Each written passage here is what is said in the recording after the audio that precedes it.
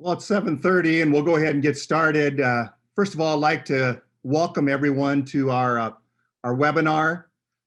Jared Chizik from the Iowa High School Athletic Association, and I'm Gary Ross from the Iowa Girls High School Athletic Union. Again, we appreciate having you here, and as we look out these last few days and see the snow melting, it really creates even an extra excitement about the upcoming track and field season. We're excited about having it.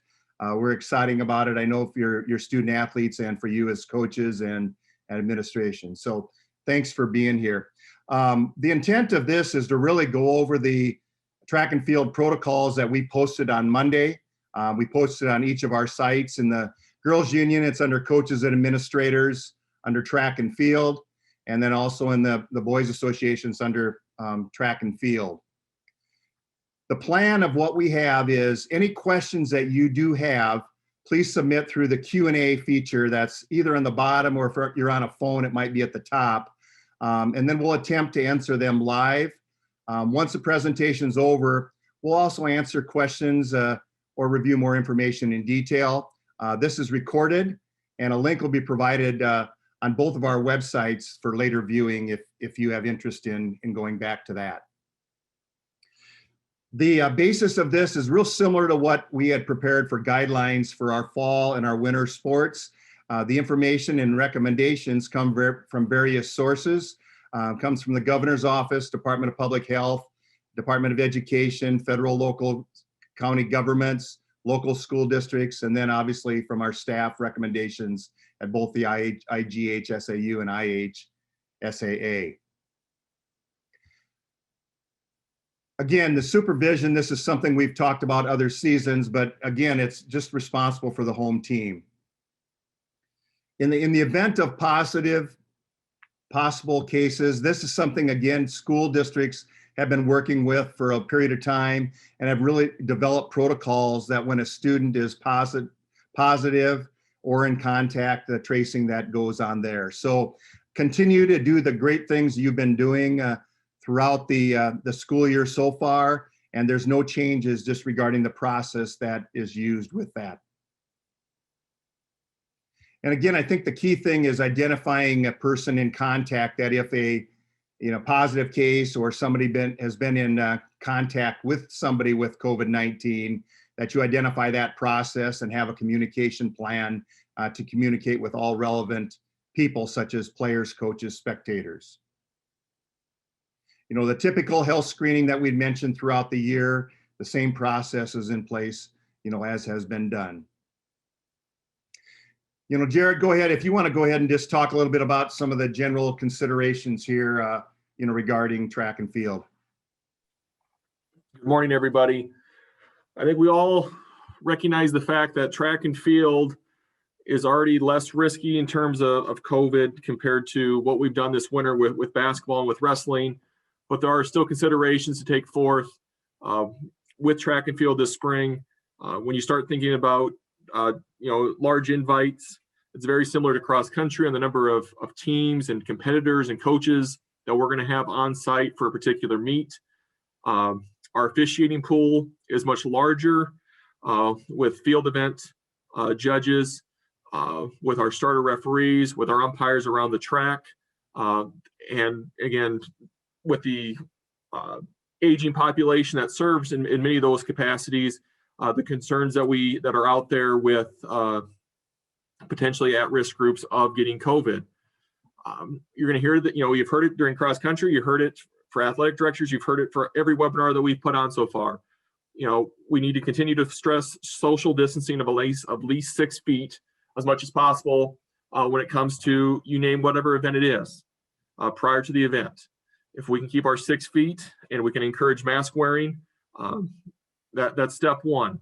Again, no hugging, no shaking of hands, no high fives, no fist bumps. Again, we talk why. Again, we're trying to limit contact between athletes, especially for different schools. We are recommending that coaches and participants wear masks during competition. Ultimately, this is going to be the decision left up to local school districts and local meet management as to what is going to happen during a local meet. When we start talking about the throws and with the implements, again, at any field event venue, again, we're stressing social distancing.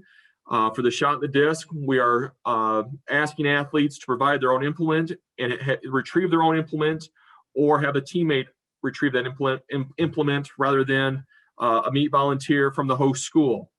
And again, there are situations, again, if any athlete cannot provide their own implement, or if it doesn't make weight or doesn't meet specifications with the implement inspector, then we're going to have to recommend that the implement is sanitized between each use. And as we're going to communicate with our officials, sanitizing does not equal a foreign substance on the hands, as we're concerned with the potential spread of COVID-19. So we are not going to ding an athlete for using sanitizer for that. Again, the long jump, pretty straightforward. Social distancing the best we can, 6 feet for all athletes and officials. For the high jump, many coaches, I would say, if you've seen what USATF is recommending for the high jump, we are not going to that extreme. We are just asking, a consideration for school districts, similar to what we did with wrestling. When we talked about disinfecting the mat after every round, similar with high jump. We are encouraging to disinfect the high jump mat cover at the end of each height change. Again, it's a recommendation. Again, USATF is making this happen after every jump. So we're trying to meet everybody in the middle, understanding that we'll do it at the end of height change, so it's not going to slow down the competition. As talking with many coaches and athletic directors, you all know it's already one of the longest events out there. There's a way we can still keep our kids safe with that disinfecting. With our sprint, hurdle, and relay events, we are going to run, at least for the state qualifying and the state meet, we are going to use every lane. Again, if any of your kids have participated in USATF competitions, they know the sprints, they've kept the lane in between competitors. As a local school district, you may elect to do that, and may elect to run just in the odds or the even lanes for the 1, the 2, and the 4. Again, it is your meet for the regular season, how you want to handle that in terms of setting up heat lane assignments. For state qualifying, we will use all 8 lanes. We talk about the blocks. Again, USATF is recommending, and the Federation are disinfecting the blocks after every race or heat. We're just asking at some point to consider cleaning those blocks, disinfecting. Again, there are natural breaks throughout the meet where this can happen. Oops. Just answering a question here. I'll get it to you. There you go.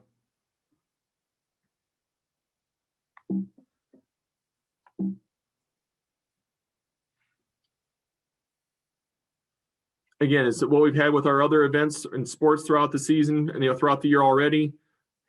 Stressing our student athletes to use hand sanitizer before, during, and after practice and competitions. They should bring their own hand sanitizer. They should bring their own water bottle. They are responsible for their own equipment throughout the meet and practice.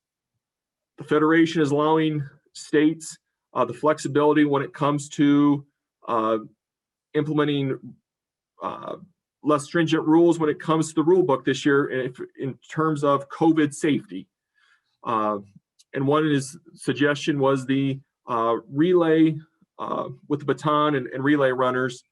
First of all, we would encourage the baton to be disinfected after every race, sprayed down, or at least have, again, multiple schools have multiple batons. So again, that tight turnaround between the 4x1 and the 4x1 and the 4x4, you can always use that second baton rather than having to worry about disinfecting and the baton becoming dry in time for that. We are going to allow competitors in relays to wear gloves this year if they are concerned about the spread of COVID. And again, this is just a COVID precaution. This is not a federal or a national rule change going forward. But for 2021, we had the flexibility to implement this. And if there are coaches and athletes concerned potentially with the spread of COVID through the baton from hand-to-hand contact, we will allow gloves to be used for relay races. Gary, I'll turn it back to you. We had already shared about the equipment sanitizing, and again, the equipment, the towels, those kinds of things. Individuals should bring their own. They should be laundered each practice day, similar to what you've been doing throughout the year. Some considerations for coaches, and I think it's very important communicate your guidelines to the students and parents of what is expected, what you're expecting of your student athletes. If it means, masks during warm-ups, masks when you're in your meetings, whatever that might be, just important to communicate, your guidelines. There's several options on what you're going to do. We found different varied successes this fall with cross country, with working in pods, where the same students are always working together, rotating to limit exposure. We saw that in the winter. I know with basketball, some smaller groups, that type of thing. That's just a consideration. That's something for you to look at. What's the best situation with your student athletes? Keep records of those athletes and staff who attend each practice. Team camp considerations. That's obviously something that is important in track and field that we see many times. And I think, again, take into consideration, the social distancing from other teams as much as possible. Consider how many individuals you want to have within your tent. The size of the tents, whether they'll have the sides open or not there. Limit the outside food brought in. Just the kinds of things to protect yourselves and your student athletes. Locker rooms is really something that we're not going to spend a great deal of time on, because obviously with PE classes and those things, you have guidelines within your schools regarding locker rooms. And just if you're in the locker room, obviously try to do as much social distancing as you can with that. Some considerations for students. Again, as Jared had talked about, each student responsible for their own supplies, wear their own appropriate workout clothing and clean it. Hand sanitizers, make sure they have plenty of them. Again, the communication between athlete and coach on when they're not feeling well. Cloth face coverings are permitted. And again, as we said earlier, they're not required during competition, but if athletes choose and want to, they sure can. Bring your own water bottle. Some finished protocols, we had talked about this in cross country. As much as possible, remain upright through the finish line with understanding there may be times that a participant may need medical attention. I think it's important to have somebody at the finish line, whether it be a trainer or somebody that is going to be the one responsible for dealing with any students maybe that do not remain upright. And then in the past, obviously, you laid out sweats wherever and piled them on top when you're getting ready for a race. Have a start protocol where they might have an individual bags. We've seen some where they're labeled with their initials, or they have locations, so you're not having the mass clothing piled on top of each other. Water, as Jared mentioned, bring your own. Some considerations for officials that we have talked about them. And again, it doesn't necessarily involve you, but we wanted you to be aware of some of the things that we've communicated, to our officials. And if there are any officials on this, is bringing their own hand sanitizer, don't share any equipment, distancing when they can, the option to use an electronic whistle, again, not shaking hands, face coverings. I know that in cross country, we saw every official all year, I think, had it. And I know that in talking to Bill Neal, who's on our cross country advisory, he had shared that all the college meets that he's been at, they've been wearing masks. Spectators, again, again, it's an outdoor activity, which is a positive. We've seen variety of situations in our winter indoor sports. Some schools, have not had much social distancing, quite honestly, and others have been really to the point maybe of overextending the social distancing, where they maybe have cut back on the number of spectators for that social distancing. But again, it's no difference on that. Masks are recommended. It's not required for outside at this point unless protocols change, but schools can require it, as we've allowed through the winter activities. Some things for parents, again, just to share in your parent meetings that you have at the beginning is this sanitation. I think it's important to let them know what you're doing to protect their sons or daughters. I think it's important, to communicate with them regarding what you're doing in locker rooms, following your guidelines. Concession stands are opened, just no difference in concerns of concession stands as what they've been through the fall or winter. Admission, many of you have done online, many of you have done different options for sanitizing. Continue to do those.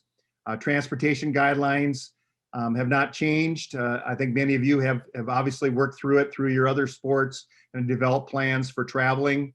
And I think the one thing Jared talked earlier is these are the options you have, is consider the number of teams participating in the event, the levels that are participating, and the number of participants. And what we've seen and heard from some ADs is they're maybe cutting back on the number of teams that they're having come to the invitationals.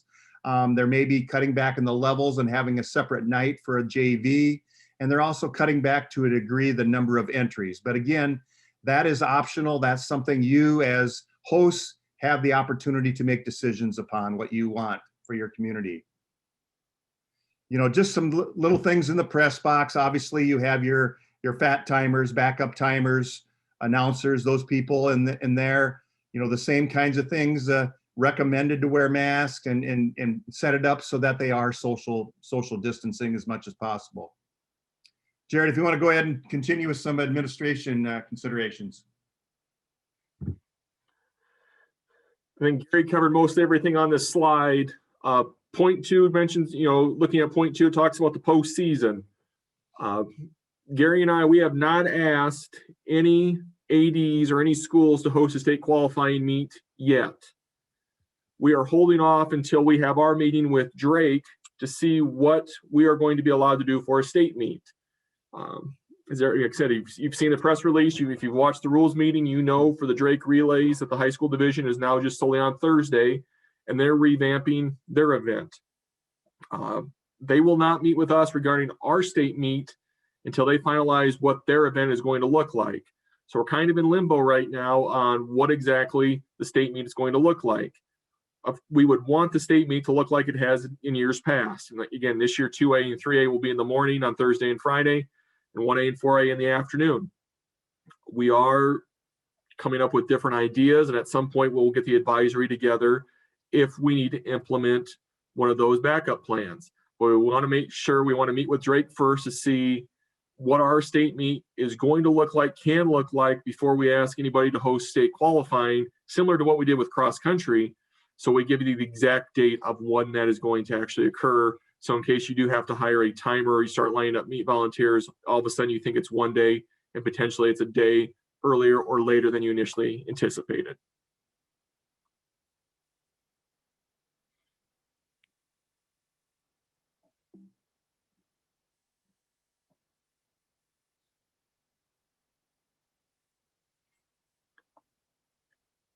Again, as you've dealt with, as schools have dealt with the media since last June, it is recommended that you communicate with members of the media on what the protocols are going to be required at your site.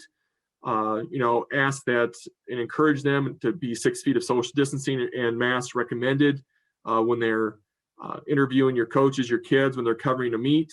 When we talk about interview requests prior to or after practice, especially with preseason previews, establish that beforehand rather than having the member of the media show up, maybe not showing up the way that you as a district want him to show up, him or her to show up. If it's works best of doing it before or after practice, not showing up during the middle of it, while in the case of interviewing 1 or 2 individuals rather than having the entire squad there, potentially increases the spread. Again, where are we going to conduct those interviews? And then again, what's that time frame notice to make sure everybody's well aware, hey, the local newspaper is coming down at 5:30. Let's try to end practice night at 5:10, 5:15 to get everybody out of here. So it's just limited to the individual that the media wants to talk to for their story.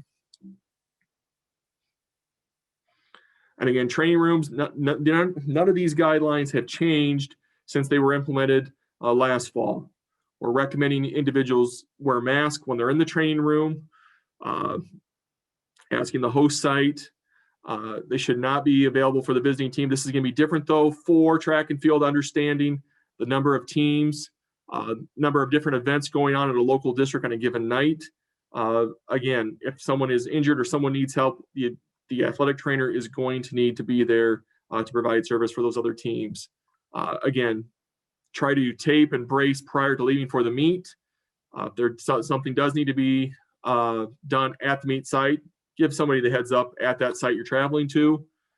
Again, disinfect the exam tables, the taping tables, social distance on those tables. Again, if we're using a cold or a hot tub, one at a time, they should be drained and disinfected between individual use and at the end of each day.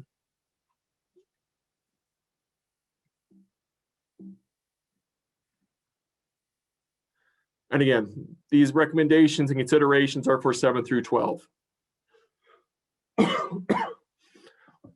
I know we went through some of that information very quickly. Most of you have seen this information before in some form, whether that's being as an athletic director, seeing much of that information in all the previous sports. For track coaches, many of you are cross-country coaches or are multi-sport coaches, either through football or basketball, so you have an idea of what has been recommended from both of our offices prior to track and field. Again, as we talk about, there's not going to be much, quote, contact. I mean, there shouldn't be much contact during a meet.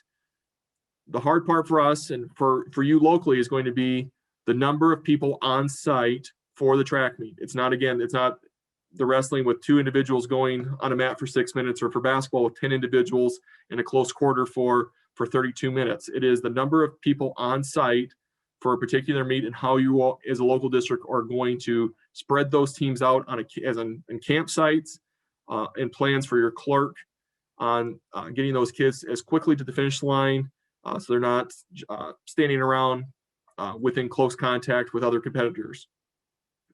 As we have with our other guidelines, we understand we're not going to be running outside here for at least a couple weeks until all the snow is melted and it warms up.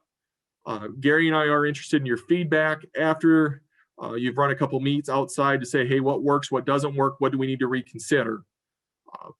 Because again, it's just a unique individual, with track and field, with the number of different field events, all the equipment being used, things are just going to be a little different. It's not just straightforward as it is with cross country, with how we're going to run for 5,000 meters. We are interested in your feedback after you have implemented this for a couple of your meets. Because again, as we've said with all our other sports, this is where we're starting with our guidelines and considerations. It doesn't mean that 2 or 3 weeks in, all of a sudden we're hearing feedback or there's something new that comes down from the higher ups of either through the CDC or the state government that can relax or even put in more restrictions. But hopefully we're getting to the point while we're heading back outside that we can get closer to running a track meet closer to how we would in 2019 compared to how we have to do it in 2021.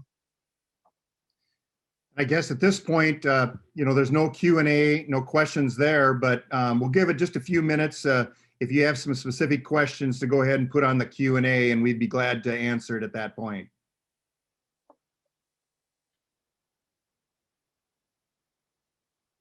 But again, continue to look at our websites. I know for the girls, if you're interested in information, go to the coaches and administrators track and field. We've got information there for you. And I know in the Boys Association, go to sports, go to track and field, and then they'll have the information there for you to be able to view. The online rules meeting obviously has been posted as of Monday on both websites, and our protocols have been posted on both websites as well. We'll just go ahead and stay on just a couple more minutes here and allow you that have to get to class to teach to go ahead and do so. And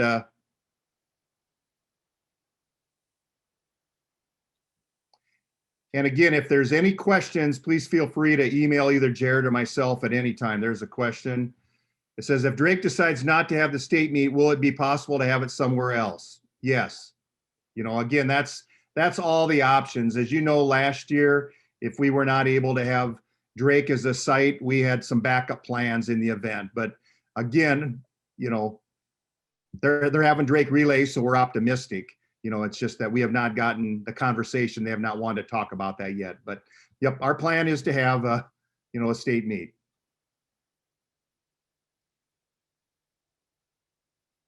Has this been recorded? Yes, this has been recorded and it'll be posted on both of our websites.